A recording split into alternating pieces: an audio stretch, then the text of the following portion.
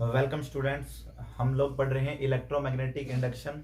और electromagnetic induction के अंदर जो हमारा आज टॉपिक है वो है कि यूनिफॉर्म मैग्नेटिक फील्ड के अंदर एक रेक्टेंगुलर कॉइल जो है रोटेशनल मोशन कर रही है, उसका हमें इलेक्ट्रोमोटिव फोर्स फाइंड करना है, ईएमएफ फाइंड करना है। तो इस टॉपिक को हम देखेंगे कि समरूप चुंबकीय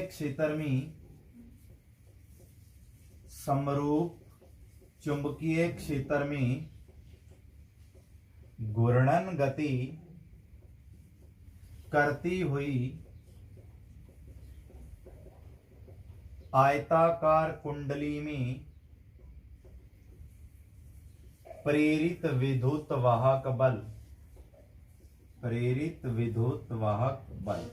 कि एक रेक्टेंगुलर कॉइल है, यूनिफॉर्म मैग्नेटिक फील्ड के अंदर रोटेशनल मोशन करती जा रही है, उसका इलेक्ट्रोमोटिव फोर्स फाइंड करेंगे।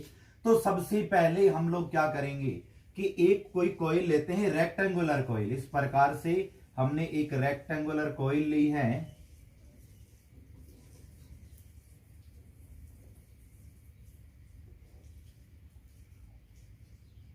जिसको हमने नाम दे दिया A B C and D, जो कि मैग्नेटिक फील्ड, ये एन पोल है और ये किसी मैग्नेट का एस पोल है। एन और एस की between rectangular coil A B C D present है। अब ये क्या करेगी, इसके अंदर रोटेशनल मोशन करेगी ओमेगा एंगुलर वेलोसिटी से। तो ओमेगा एंगुलर वेलोसिटी से ये मोशन कर रही है। तो हम जानते हैं कि एन से एस की और मैग्नेटिक फील्ड लाइंस की डायरेक्शन होती है एन से एस। तो इस टाइप से एन से एस की तरफ ये मैग्नेटिक फील्ड बी वेक्टर की डायरेक्शन होगी। जो एरिया होता है, एरिया की डायरेक्शन होती है वो किसी भी प्लेट या कोई भी हम लोग ऑब्जेक्ट ले रहे हैं, कोई भी एक प्लेन होता है, उसके जो प्लेन की परपेंडिकुलर होती है, यानी इसके तल के लंबवत। तो ए वेक्टर की जो डायरेक्शन है वो इस प्रकार से रहने वाली है। और ये जो एंगल है बी और ए के बिटवीन, जो कि थीटा होगा। कि एक रेक्टेंगुलर कॉइल है ए बी सी डी, जो कि मैग्नेटिक फील्ड के बिटवीन प्रेजेंट है। मैग्नेटिक फील्ड इसकी परपेंडिकुलर क्रॉस हो रहा है एन से एस की तरफ। अब ये तो बी वेक्टर इसकी मैग्नेटिक फील्ड की डायरेक्शन हुई, और जो एरिया की डायरेक्शन होती है वो प्लेन की परपेंडिकुलर होती है, स्थल के लंबवत होती है। तो इसके परपेंडिकुलर ए की डायरेक्शन हुई। तो जो थीटा एंगल बन रहा है वो बी और ए के बिटवीन, और ओमेगा एंगुलर वेलोसिटी से ये जो है रोटेशनल मोशन कर रही है। अब एन से एस की और मैग्नेटिक फील्ड लाइंस क्रॉस हो रही है, तो इसका जो मैग्नेटिक फ्लक्स होगा, चुंबकीय फ्लक्स, उसकी वैल्यू को देखते हैं। Phi is equal to B vector dot A vector होता है। Phi is equal to B vector dot A vector, और फाई इज इक्वल टू, यदि इसके अंदर एन फेरे हैं, एन सर्किल है, जो फेरों की संख्या, सर्किल की जो नंबर है वो एन है, एन, देन ये बन जाएगा B vector dot A vector. Phi is equal to N B A cos of theta बन जाएगा। यदि हम डॉट प्रोडक्ट को हटाते हैं तो कोस थीटा आता है, तो बी वेक्टर ए वेक्टर को हम B A cos of theta लिख सकते हैं। और हम जानते हैं, we know that theta is equal to omega T होता है। थीटा यहां पर जो है angular displacement, omega angular velocity, T time होता है, then theta will be is equal to omega T. Phi is equal to N B A cos omega T. तो ये इसका जो क्रॉस होने वाला मैग्नेटिक फ्लक्स होगा उसकी वैल्यू इतनी होगी।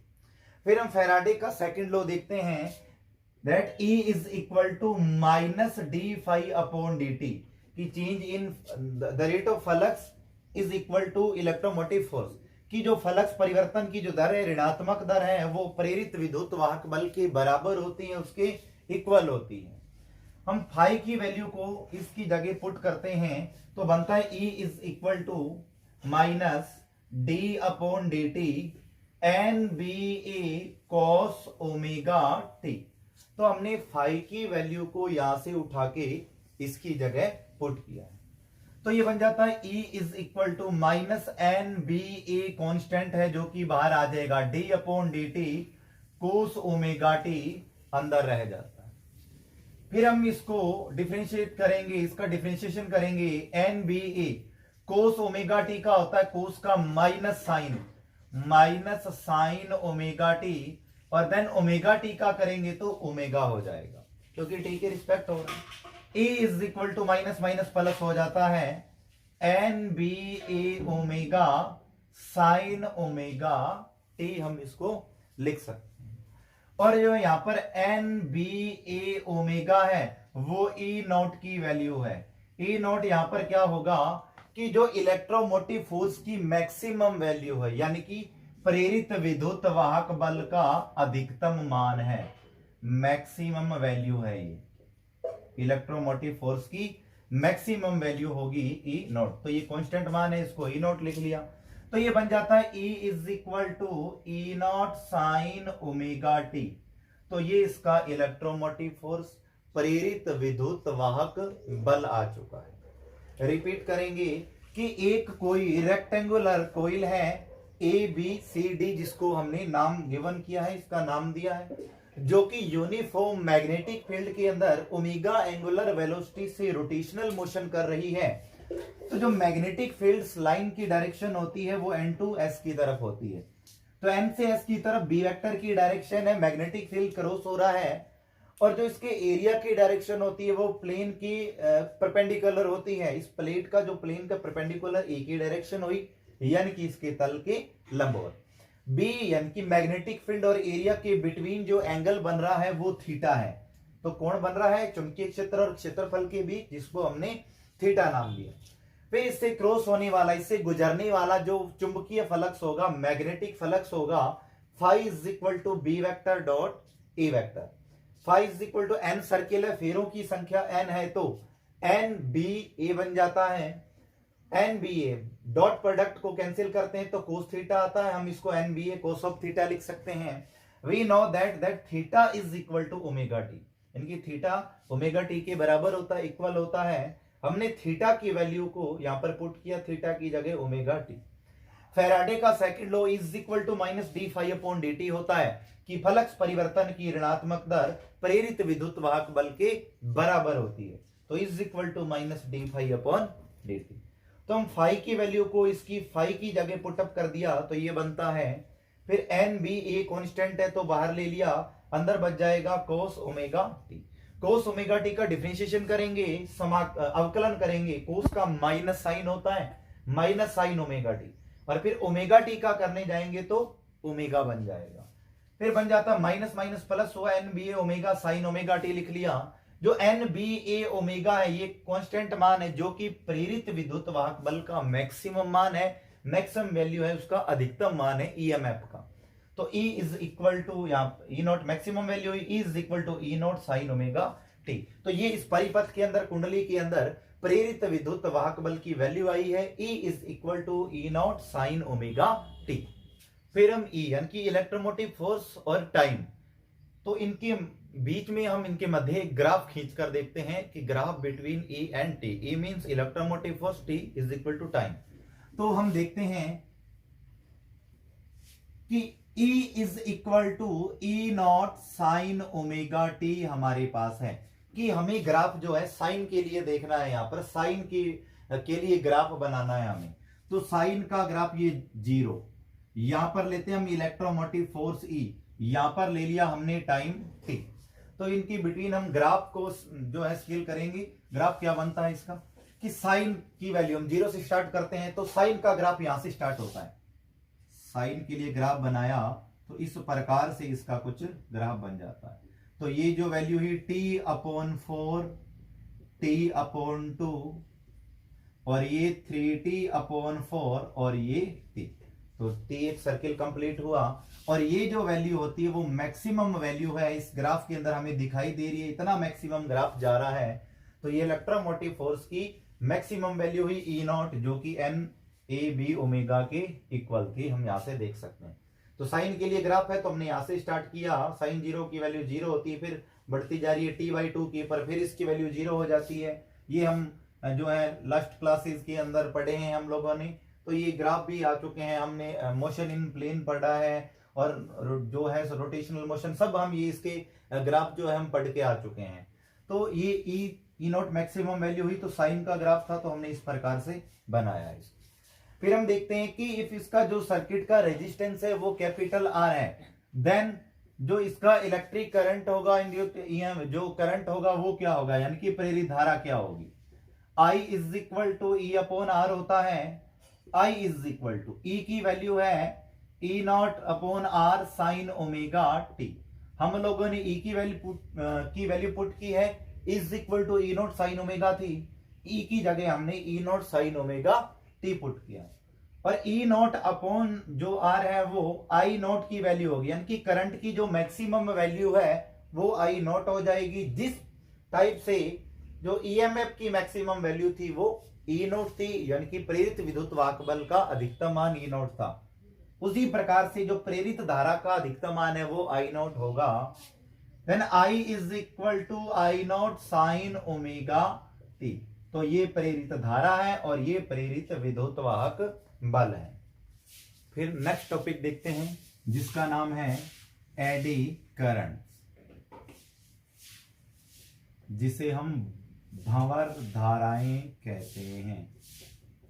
एडी करंट यानी कि भंवर धाराएं क्या होती है, देखेंगे कि हमने पढ़ा कि जिस प्रकार से कोई एक बंद पथ है, कोई परिपथ है, उससे संबंधित यानी कि कोई क्लोज सर्किट है, उससे रिलेटेड मैग्नेटिक फ्लक्स में इफ चेंज होता है देन एक इलेक्ट्रिक करंट जनरेट होता है, इंडक्ट जिसे ईएमएफ की वजह से इंडक्ट करंट होगा। यानी कि जब कोई बंद पथ है उससे संबंधित चुंबकीय फ्लक्स के अंदर परिवर्तन होता है तो उसके अंदर प्रेरित धारा उत्पन्न होती है। विद्युत चुंबकीय प्रेरण यानी कि इलेक्ट्रोमैग्नेटिक इंडक्शन की इवेंट की घटना के अंदर हम पढ़ के आए कि जब कोई भी अपने पास इस प्रकार से एक चुंबक था, एक कुंडली थी, चुंबक या कुंडली की बिटवीन हम मोशन करवा रहे हैं मैग्नेट और कॉइल के बिटवीन, तो इसके फ्लक्स में चेंज होने से, तो फ्लक्स में जो मैग्नेटिक फ्लक्स है, चुंबकीय फ्लक्स में परिवर्तन होने से इसके अंदर एक प्रेरित विद्युत वाहक बल इलेक्ट्रोमोटिव फोर्स की वजह से एक प्रेरित धारा उत्पन्न हो रही थी,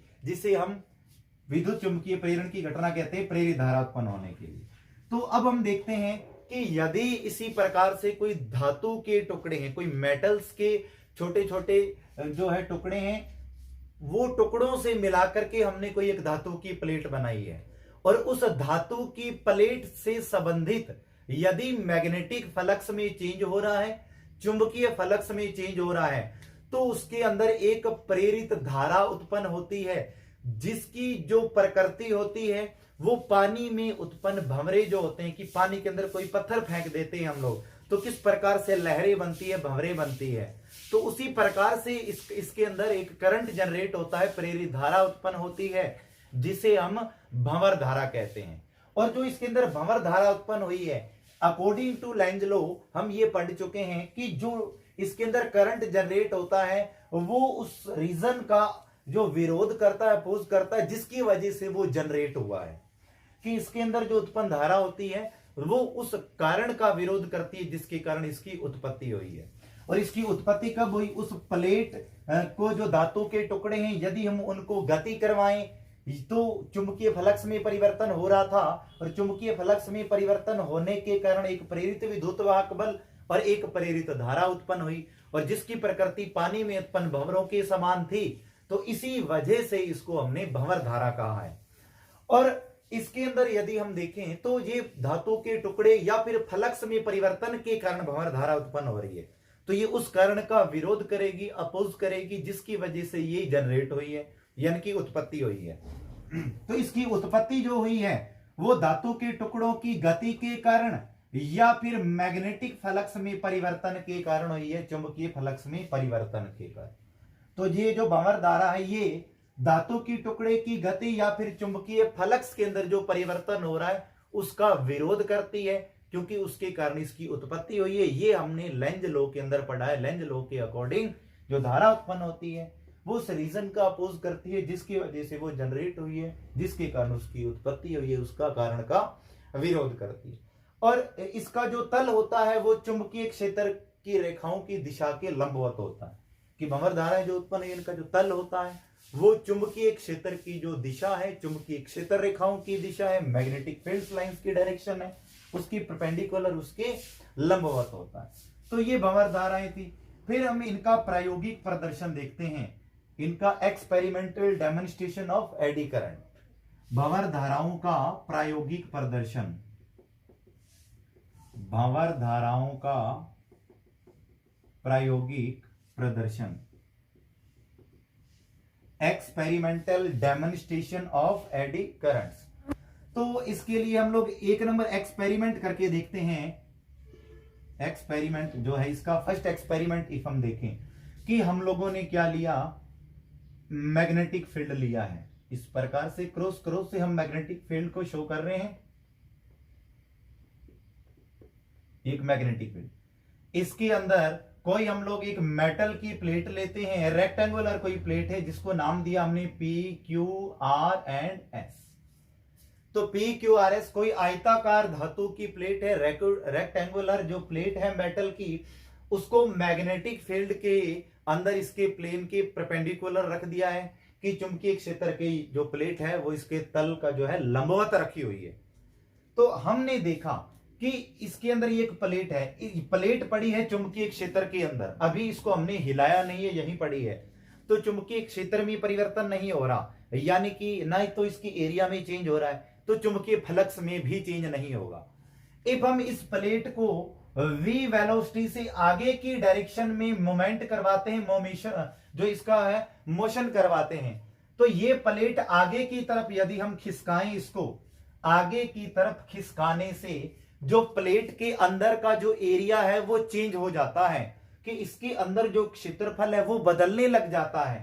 थोड़ा सा आगे खिसका, इस प्रकार से बदल रहा है, तो क्षेत्रफल इसके अंदर का जो एरिया चेंज होने की वजह से इसके फ्लक्स में चेंज हो जाता है। Because phi is equal to B vector dot A vector, A में चेंज होने से फाई में भी चेंज होगा, फाई जनरेट होगा। कि इसको हम आगे की तरफ लेकर गए, इसके अंदर गति करवाते हैं। यदि हम लोग इस धातु की आयताकार प्लेट को v वेलोसिटी से हम आगे की तरफ इसको मोशन करवाए, मोमेंट करवाने से ये क्या हुआ, इसके अंदर क्षेत्रफल जो होगा प्लेट के अंदर का एरिया कन्वर्ट होता है, चेंज होता है।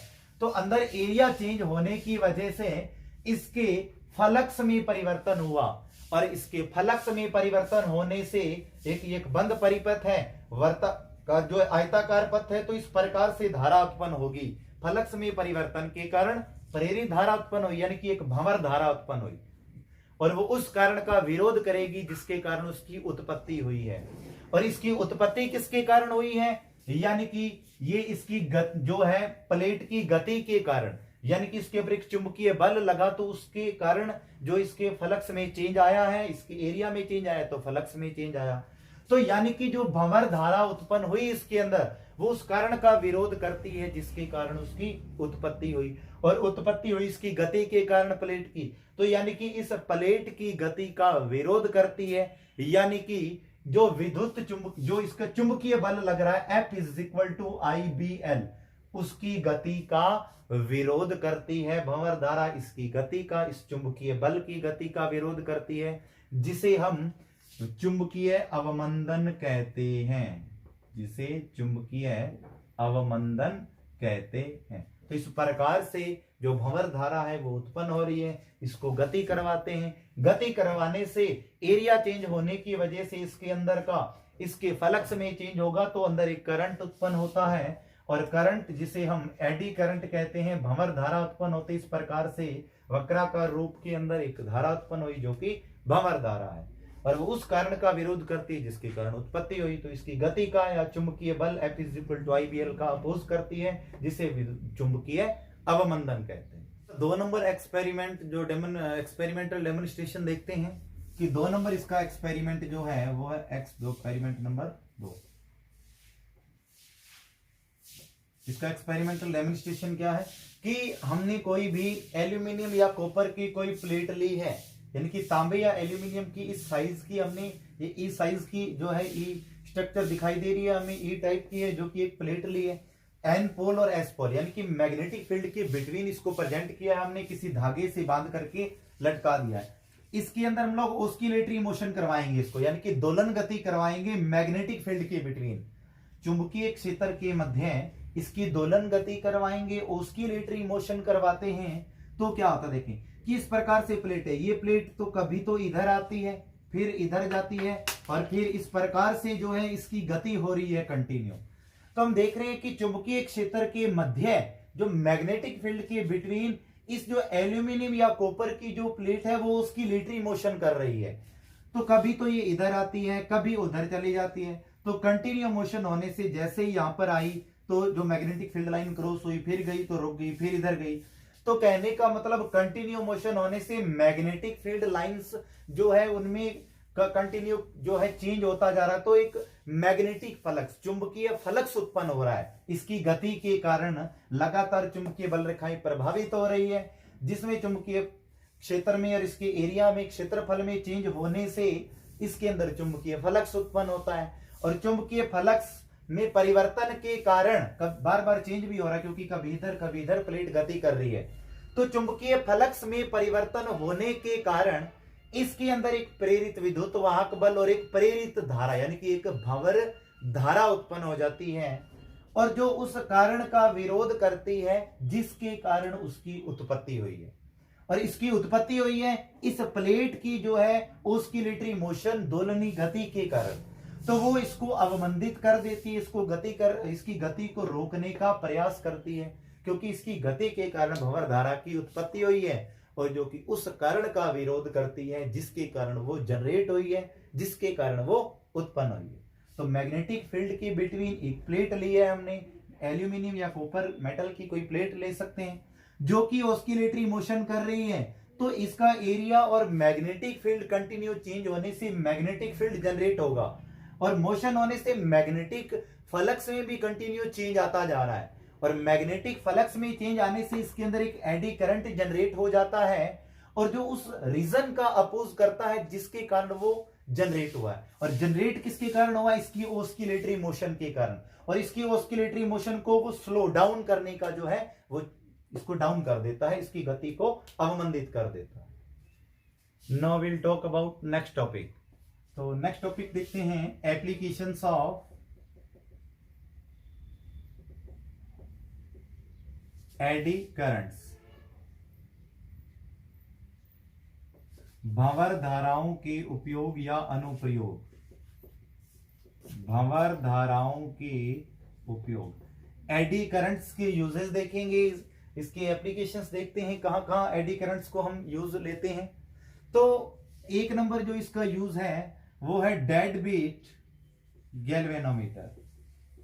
डेड बीट गैल्वेनोमीटर, रुद्ध दोलन धारा मापी या रुद्ध दोलन धारा मापी। तो इसका यूज कहां? हमने मूविंग कॉइल गैल्वेनोमीटर पढ़ा मैग्नेटिक इफेक्ट ऑफ करंट के अंदर। मूविंग कॉइल गैल्वेनोमीटर में इसकी जो आर्मेचर था, यानी कि जो चल कुंडल धारा मापी था, उसका आर्मेचर था वो कैसे बना हुआ था कि कोई भी कुचालक पदार्थ के ऊपर विद्युत रोधी तांबे का तार लपेट करके जो हमने एक कुंडली को बनाया था जिसे आर्मेचर कहा था, जो कि मैग्नेटिक फील्ड के बिटवीन मोशन करती है, रोटेशनल मोशन करती है, घूर्णन गति करती है चुंबकीय क्षेत्र के मध्य। अब ये चुंबकीय क्षेत्र मैग्नेटिक फील्ड के बिटवीन रोटेट कर रही है, ये कॉइल जो आर्मेचर है, कुंडली गति कर रही है, घूर्णन गति। तो मैग्नेटिक फील्ड में कंटिन्यू चेंज होने से, मैग्नेटिक फ्लक्स में चेंज होने से इसके अंदर एडी करंट जनरेट होगा, यानी कि चुंबकीय फ्लक्स में परिवर्तन के कारण इसके अंदर भंवर धारा उत्पन्न हुई है, जो कि उस रीजन का अपोज करती है जिसकी वजह से वो जनरेट हुई है। तो उस कारण का ये विरोध कर जाएगी जिसके कारण ये उत्पन्न हुई है। तो इसकी उत्पत्ति हुई है, इसकी घूर्णन गति के कारण घूर्णन गति हो रही है, तो इसकी उसका अपोज कर देगी, यानी कि जो भंवर धारा अंदर उत्पन्न हुई है ये इसको साम्य अवस्था में ले आती है चुंबकीय अवमंदन बल के कारण। एक अवमंदित बल लगता है जिसके कारण इसकी गति अवमंदित हो जाती है, जिसके कारण ये इक्विलिब्रियम पोजीशन यानी कि साम्य अवस्था के अंदर आ जाती है। इस प्रकार से भंवर धारा रुद्ध दोलन धारा मापी डेड बीट गैल्वेनोमीटर में यूज आ रही है। फिर नेक्स्ट सेकंड इसका जो एप्लीकेशन देखते हैं, brake in electric train. Brake in electric train यानी कि जो विद्युत रेलगाड़ियां होती हैं उनके अंदर ब्रेक देख किस प्रकार से लगते हैं। विद्युत रेलगाड़ी में ब्रेक, इलेक्ट्रिक ट्रेन में ब्रेक, यानी कि इलेक्ट्रिक ट्रेन का जो पहिया होता है, जो रिम है उसका, उस पहिए के बारीक ड्रम लगे रहते हैं, उन ड्रम के अंदर क्या होता है, मैग्नेट चुंबक लगे रहते हैं बड़े बड़े। जैसे ही ब्रेक दबाया जाता है इस प्रकार से, तो वो ड्रम के अंदर जो मैग्नेट लगे हुए हैं वो ड्रम भी पहिए के साथ साथ घूमते हैं, ट्रेन के साथ साथ गति करते हैं, ड्रम साथ में घूमते रहते हैं। ब्रेक लगाते हैं तो मैग्नेट जो होते हैं वो कभी पास आते हैं, हटाते हैं, फिर इस प्रकार से। तो मैग्नेट पास और दूर आने की वजह से कंटिन्यू मैग्नेटिक फ्लक्स में चेंज हो रहा है, और मैग्नेटिक फ्लक्स चेंज होने से उस ड्रम के अंदर एडी करंट जनरेट हो जाते हैं, यानी कि चुंबकीय फ्लक्स में परिवर्तन होने से, चुंबक आगे पीछे जाने से उस ड्रम के अंदर भंवर धारा उत्पन्न हुई है, एडी करंट जनरेट हुआ है, और वो उस रीजन का अपोज करेगी जिसके कारण जनरेट हुई है, यानी कि जो अंदर भंवर धारा उत्पन्न हुई है ड्रम में, उस कारण का विरोध करना चाहती है जिसके कारण वो उत्पन्न हुई है। और वो उत्पन्न हुई है ड्रम की गति के कारण, उसके जो मैग्नेट लगे हुए थे, और वो ड्रम की गति को यानी कि ड्रम को रोकने का प्रयास करेगी, उसको रोकती है, और वो पहिए से ड्रम कनेक्ट है, तो इस प्रकार से पहिया भी रुक जाता है, उसके ऊपर ब्रेक लग जाता है। तो इस प्रकार से विद्युत रेलगाड़ी के अंदर जो इलेक्ट्रिक जो ब्रेक है वो इस प्रकार से काम आते हैं। फिर इसका नेक्स्ट यूज देखते हैं हम लोग, डाइथेरेपी। डाइथेरेपी ऊष्मा पार्य उपचार, ऊष्मा पार्य उपचार। डाइथेरेपी क्या होती है कि हम देखते हैं कि कोई भी किसी को कोई रोग हुआ है, किसी रोगी को कोई डिजीज हुई है, उसकी सिकाई करने के लिए ऊष्मा देनी होती है, उसको सिकाई करनी है, गर्म करना है बॉडी को। तो उसके लिए क्या होता है कि कोयल आती है, वो लपेट दी जाती है, जहां पर हमें क्या करना है, उसको जो है सिकाई करनी है, जहां पे ऊष्मा देनी है। तो उसके अंदर क्या करते हैं, फिर कोयल लपेट करके भंवर धारा, एडी करंट जनरेट होता है, और भंवर धारा उत्पन्न होने की वजह से उसके अंदर क्या होता है कि ऊष्मा उत्पन्न हो जाती है, और वो उस ऊष्मा की वजह से वो गर्म होती है कॉइल, और इसी प्रकार से जहां सिकाई होनी होती है, इस प्रकार से जो रोगी की सिकाई को हम कर सकते हैं। फॉर एग्जांपल ये देखते हैं किसी को कई बार हार्ट अटैक आ जाता है या ब्लड जम जाता है, तो ब्लड जमने पर प्लेट्स आती हैं, उसके अंदर उनको चिपकाते हैं, इस प्रकार से आगे पीछे लेकर जाने की वजह से मैग्नेटिक फ्लक्स में चेंज आता है, और उसके अंदर जो है एक एडी करंट जनरेट हो जाता है, और फिर उसके अंदर जो एडी करंट है वो हीट के अंदर कन्वर्ट होता है। इस प्रकार से उसकी सिकाई की जा सकती है। नेक्स्ट इसका एप्लीकेशन देखते हैं, नेक्स्ट यूज आता है इंडक्शन फर्नेस। इंडक्शन फर्नेस, तो इंडक्शन फर्नेस यानी कि प्रेरण भट्टी क्या होती है, प्रेरण भट्टी कि अयस्क से धातु प्राप्त करनी हो। अयस्क यानी कि जब किसी खदान से खुदाई की गई है, कोई मेटल प्राप्त करनी है, तो प्योर मेटल हमें प्राप्त नहीं होती, शुद्ध धातु नहीं होती, उसके अंदर अशुद्धियां मिली हुई है बहुत सारी, तो वो एक अयस्क बोला गया है। उससे हमें धातु को, प्योर मेटल को छांट करके अलग निकालना है। तो उसके लिए क्या करते हैं कि हम लोग एक बहुत ज्यादा जो जिस धातु को पिघलाना हो, उसको हम जो मैग्नेटिक फील्ड चेंज हो रहा है, यहाँ पर परिवर्ती चुंबकीय क्षेत्र के अंदर लेकर जाएंगे, और चुंबकीय क्षेत्र यानी कि मैग्नेटिक जो फील्ड चेंज हो रहा है, तो मैग्नेटिक फ्लक्स चेंज हो रहा है, जिसकी वजह से एडी करंट उत्पन्न होगा उसके अंदर, धातु यानी कि भंवर धारा उत्पन्न हुई, और भंवर धारा की वजह से उसके ऊष्मा में कन्वर्ट हुई, और बहुत ज्यादा ऊष्मा मिलने से जो अंदर मेटल थी, जो धातु थी, वो पिघल जाती है। इस प्रकार से अयस्क से हम उस धातु को अलग कर सकते हैं।